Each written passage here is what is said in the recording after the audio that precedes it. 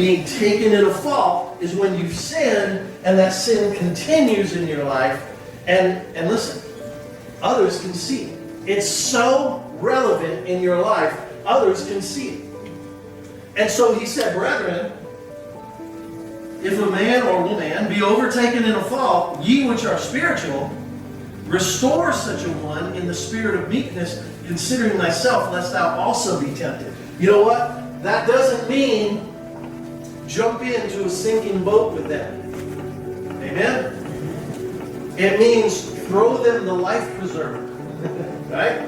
And you stand on shore and you pull them in. Don't jump in the boat with them. It's very easy for us thinking we're doing good. And this is a big difference in listening to the Spirit or leaning to our own understanding. Amen? Amen. If we lean to our own understanding, we say, I'm coming! Oh, now we're both sinking. Right? No, we don't want to do that. We don't want to lean to our own understanding. We want to see him taken in a fall and throw him the life preserver and pull him back. Yes? Yes? Pull him back from the world and back into the spiritual realm, which is where we live. Amen? We live on earth, but we're in a spiritual realm. We're not of this world. The Bible says we're of heaven, and we're left here as ambassadors for God.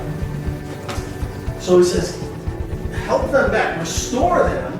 That word restore, that's exactly what that means.